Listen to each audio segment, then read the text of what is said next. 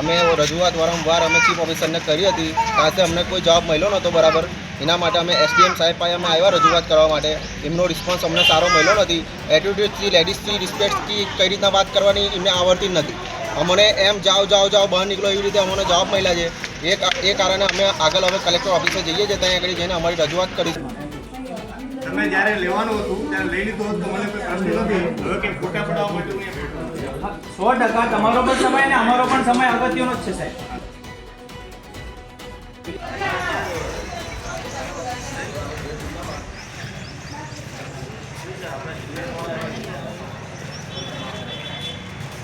આ દ્રશ્યો તમે જોયા, જેમાં જનતાની સેવા માટે બેઠેલા એસડીએમ સાહેબ જ જનતાને બગાડી રહ્યા છે.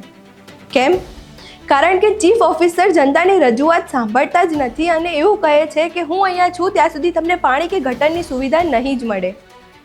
જ્યારે લોકો કંટાળીને એસડીએમ સાહેબને રજૂઆત કરવા ગયા તો જાણો તેઓને રીતસરના તેમને ભગાડી રહ્યા છે. એવું કહે છે કે હું અહીંયા ફોટો પડાવવા નથી બેઠો.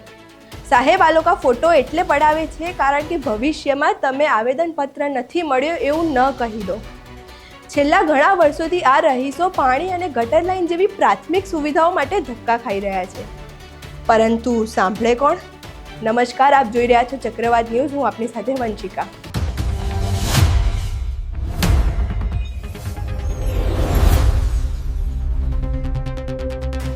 ડભોઈના રાભિયા પાર્ક સોસાયટીના રહીશો છેલ્લા કેટલાય વર્ષોથી પાણી અને ગટર જેવી પ્રાથમિક સુવિધાઓ ન મળતા પરેશાન છે. ચીફ ઓફિસરને રજૂઆત કર્યા બાદ કોઈ સકારાત્મક પ્રતિક્રિયા ન મળતા તેઓ એસડીએમ પાસે ગયા. ત્યાં પણ તેમની સાથે એવો જ વ્યવહાર કરાયો. અહીં જુઓ એસડીએમ સાહેબનું ખરાબ વર્તન. તમે જ્યારે લેવાનું હતું ત્યારે લઈ લીધું હતું, મને કોઈ પ્રશ્ન નથી. હવે કે ફોટા પડાવવા માટે 100% તમારો પણ સમય અને અમારો પણ સમય અગત્યનો જ છે સાહેબ. પેલી અરજી લઈ લો, આવેદનપત્ર આપ જઈ શકો છો બધા. આવેદનપત્ર આપો.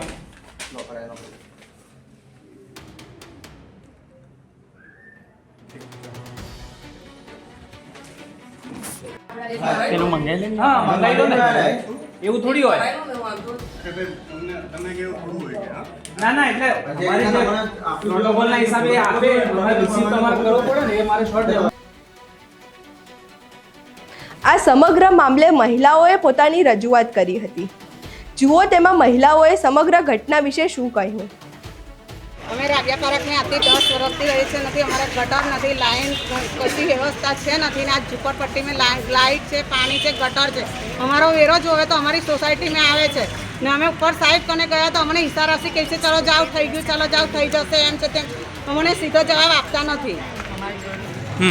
અમે નીચે સાહેબ કને ગયા તો અમને સીધો જવાબ ના આપ્યો કે ઉપર સાહેબ કને જાઓ. ઉપર સાહેબ કને ગયા તો અમને સીધો જવાબ ના આપ્યો કે થઈ જશે જાઓ. એટલે અમને સમજે છે શું હું કંઈ અમારી ઇજ્જત નથી. બેસાયરા છે શું કરવા અહીંયા લોકોની તકલીફ સાંભળવા તો મને બેસાયરા છે. એનું નામ થતું હોય તો એમને હટાવી દો અહીંયાથી. તમને શું કીધું એમણે? અમને એવું કીધું કે તમે ચાલ્યા જાઓ, અમારે થઈ જશે. અમે બધી વાત કરી લીધી, ઈશારાથી ઉપર ગયા નીચે સાહેબ. કેવા ઈશારા કર્યા? અમારે હાથથી ઈશારા કરી દીધા છે, અમને સીધો જવાબ આપ્યો નથી. અહીં તમે મહિલાઓની ફરિયાદ સાંભળી. આ સિવાય સ્થાનિકોએ પોતાની પાયાની સમસ્યા પર વાત કરતા શું કહ્યું તેના પર એક નજર નાખીએ. હું સલમાન મંસૂરી અને રાભિયા પાર્ક સોસાયટીના તમામ રહીશો અમે રજૂઆત વારંવાર અમે ચીફ ઓફિસરને કરી હતી, ત્યાંથી અમને કોઈ જવાબ મળ્યો નહોતો બરાબર. એના માટે અમે એસડીએમ સાહેબ પાસે અમે આવ્યા રજૂઆત કરવા માટે. એમનો રિસ્પોન્સ અમને સારો મળ્યો નથી. એટીટ્યુડથી લેડીઝથી રિસ્પેક્ટથી કઈ રીતના વાત કરવાની એમને આવડતી જ નથી. અમને એમ જાઓ બહાર નીકળો એવી રીતે અમને જવાબ મળ્યા છે. એ કારણે અમે આગળ હવે કલેક્ટર ઓફિસે જઈએ છીએ, ત્યાં આગળ જઈને અમારી રજૂઆત કરીશું. કારણ કે અત્યાર લગીને અમને કોઈ સુવિધા મળી નહીં, પ્રાથમિક જે મળવી જોઈએ એ બાબતે અમે કલેક્ટર ઓફિસે જઈ રહ્યા છીએ. અને અમે જે આંદોલન કરવાની તારીખ અમે નક્કી કરી હતી ગઈકાલની, પણ અમે સ્થગિત કર્યું છે કે સ્કૂલે જે બોમ્બથી ઉડાવવાની ધમકી મળી હતી એ બાબતે અમે આંદોલન રદ કર્યું છે. અને પીઆઈ સાહેબની રજૂઆત બી કરી હતી, અમે વાત બી કરી હતી એમના જોડે, પણ એમને આશ્વાસનમાં લઈને અમે આંદોલન સ્થગિત કર્યું છે. અને અમે એસડીએમ સાહેબ પાસે અમે રજૂઆત કરવા માટે સિમ્પલ રીતે આવ્યા. એમનો અહીં બી અમને કોઈ રિસ્પોન્સ મળ્યો નથી. હવે અહીંથી અમે જઈએ સીધા કલેક્ટર ઓફિસે.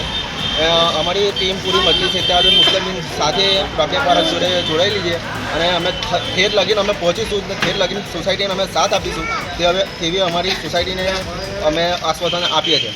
શું સમસ્યાઓ હતી તમારી? ગટર અમારી ત્યાં સોસાયટીની સમસ્યા છે, પ્રાથમિક સુવિધાઓ જે હોવી જોઈએ એ છે નથી, જે કે લાઇટ, ગટર, પાણી આવી કોઈ રોડ રસ્તાની કોઈ સુવિધાઓ છે નથી. કઈ કઈ તમે રજૂઆતો કરી? અમે રજૂઆત ચીફ ઓફિસરને વારંવાર કરી, મૌખિકમાં બી ને લેખિતમાં બી, તે બી અમારું કોઈ સાંભળવામાં આવ્યું નથી. બીજી રજૂઆત ક્યાં કરી? બીજી રજૂઆત બી અમે એસડીએમમાં કરી, પણ ત્યાં બી અમને કોઈ રિસ્પોન્સ મળ્યો ના. શું કીધું? અમારે જો તદ્દન તાનાશાહી કરી, લેડીઝને એવું કહે છે ચાલો બહાર નીકળો, લેડીઝને બી રિસ્પેક્ટ ના મળી કે અમને બી રિસ્પેક્ટ ના મળી, કોઈ એવી રિસ્પેક્ટ મળતા નથી. આ લોકો અમારા જોડે ભેદભાવ કરે છે, શું કમ એવી રીતે ભેદભાવ કરે છે, શું કારણે કરે છે? અમે મુસલમાન છીએ એ કારણે અમારા જોડે ભેદભાવ કરે છે. તમે આંદોલન કેમ રદ કર્યો? અમે આંદોલન એ બાબતે રદ કર્યું કે જે સ્કૂલને બોમ્બથી ઉડાવવાની ધમકી મળી હતી એ કારણે અમે એવું સોચ્યું કે આપણે આંદોલન કરીશું તો આપણા ડભોઈને નુકસાન ના થાય કોઈ, એ બાબતે અમે આંદોલન રદ કર્યું. હવે આગળનું શું પ્લાનિંગ છે? આગળનો પ્લાનિંગ એ જ છે અમારો કે અમે કલેક્ટર ઓફિસે જઈને અમે ત્યાં આગળ અમારી રજૂઆત કરીશું.